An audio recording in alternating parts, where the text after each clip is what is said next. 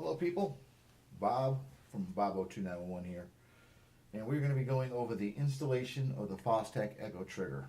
You want to have all the parts laid out in front of you, your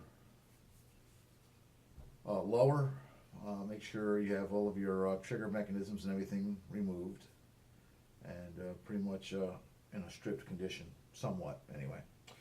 This right here is a Delphi Tactical billet lower from Delphi, and it's very nice. I actually like these. They seem to be a little hard to get. They're supposed to be getting some more in stock soon, and hopefully that does happen. Anyway, first thing you want to do is have all your parts laid out in front of you, your stripped carrier, and your other bolt carrier that you have, the trigger itself, trigger lock spring, your cam selector, and your detent cap. Last time I had a little problem with the detent cap actually fitting in any of the lowers, and I had to make a little jig and spin this with some 400 grit sandpaper just to take it down about a thousandth of an inch to get this to fit nicely. But hopefully that's not a problem this time, and it probably won't be. I did have that trigger a while ago, so we'll see. Anyway, so the first thing you want to do is you want to pick up your trigger, and here it is, and you want to pinch these two things right here, but be careful not to raise this up. If you raise this tray up, it will pull this off of the catch, and the hammer will fly forward, and you'll lose all these little pieces here. So you want to kind of hold this down with one finger, like so, and let it up like that, so it catches on the disconnector right there. Okay. Then what you're going to do is you're going to take the trigger lock and the spring, and you are going to fish it like so behind this little notch. I do it by pulling it down, sliding it down, and getting that to sit on the face just like that. Then you take your spring and get it inside there like so. Okay, you want to pinch and hold those together like so, and you want to slide this into your lower, taking care not to let that kind of twist out of your way, and you want to try to hold it in place.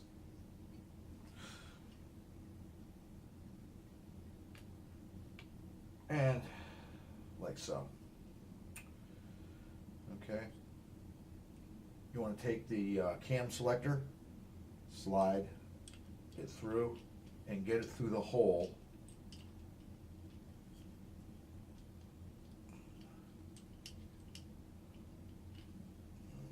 And it's a little tricky, but you'll get it.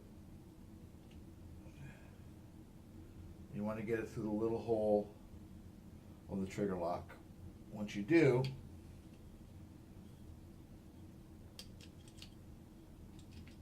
should be sitting there pretty good. There. Okay, like that. Alright. Then what I do is I take the detent cap and you fit it. It's keyed, so it's pretty easy to get in there. You put it through there like so. Take your trigger pin and put the trigger pin in. Shouldn't be too difficult to go in. There you go. And then I take the other pin, the hammer pin,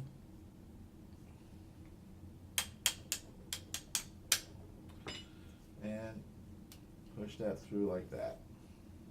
Pretty easy. So there you have it. you've got both pins in, holding it in place. The trigger lock springs quite easily forward,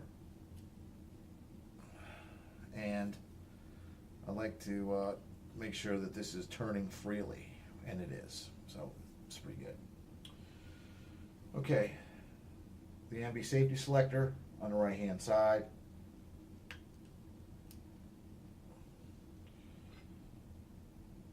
Grab the Allen screw, put the Allen screw in there. Let me get the right size Allen.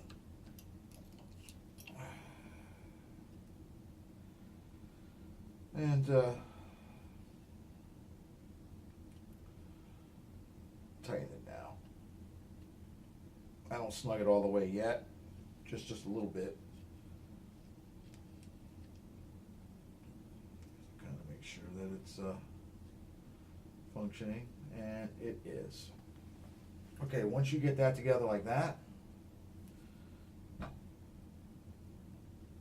you want to make sure they're lined up, and they are. So there you have it. Now, of course, this isn't tightened all the way yet, but it will be soon. Okay, very easy to do. I mean, this is very, very simple. Okay, you want to put a detent back in the lower. And what I like to do is put a little grease on the spring, and take care not to bend that spring when you put this back in there. So I put a little grease in there so when I turn it upside down, it doesn't come flying out. It kind of helps in the reassembly. And put that in there like so. Sometimes this is a little tricky getting back in there. Well, let's see if we can get this. There we go. And you put your grip back on, like so. Make sure that that spring is not bound on that detent pin for your safety selector. If it is, it will break. They're very, very fragile.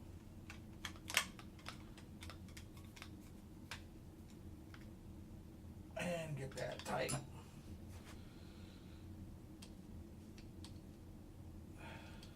And there you have it. So there's safe, semi, and echo.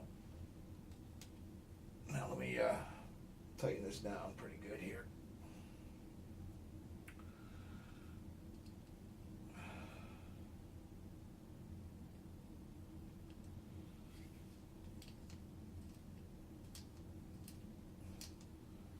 Okay, looks good. So there you go. Safe, semi, echo mode. Let's make sure it works. So safe works. Put it on semi like this so I don't slam it. It's kind of hard to do with one hand, but we'll make do. Let's see, semi-auto. Yep. And it catches on the disconnector. Yep, working good. Let's try echo mode.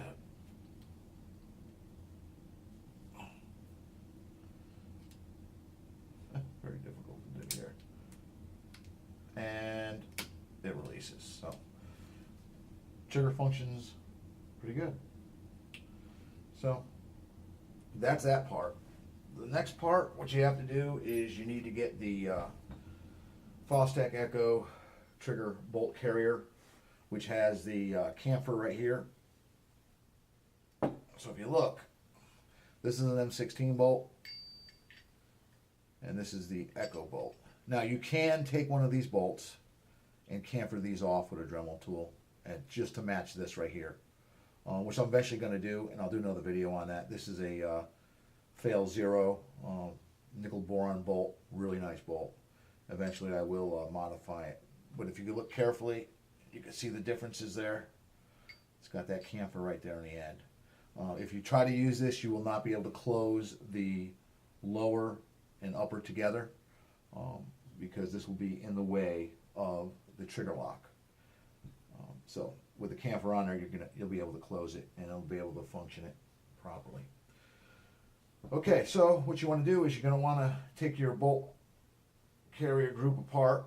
First thing you want to do is pull your cotter pin, lay it to the side, collapse it, turn your cam pin, pull out the firing pin, turn the cam pin, and pull that out, and then pull out your bolt. That's it. She is done. Alright, take the Echo bolt carrier and put your bolt in.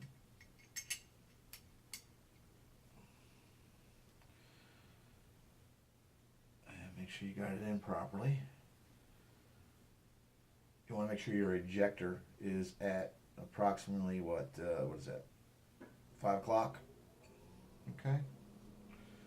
Take your cam pin, put your cam pin back in, and turn it 180 degrees, like so, and drop your firing pin in, like that. And put your cotter pin back in. You're done. That's it. Yep, rings are good. So there you go. Now, grab your upper. Oops, here we go. Put your bolt carrier group in. Let's bolt this lower to the upper and test function.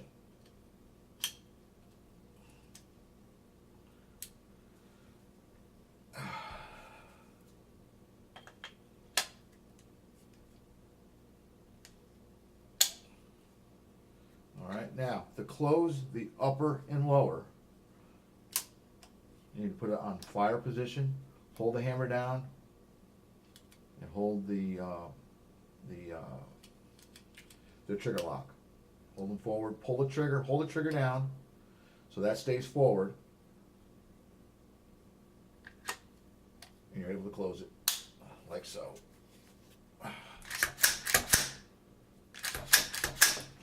Weapon is clear, empty. Weapon's in a safe position. Okay, let's see. Safe, no fire. Semi-auto, bang, bang. Doesn't catch. I mean, it catches, it doesn't fire. Put it on echo. Bang, bang, bang, bang. Works great. I'll tell you, very easy to do. Only took me, what, a couple of minutes, however long this video is. There you have it. Echo trigger installed in a rifle in a matter of just minutes. Very easy to do.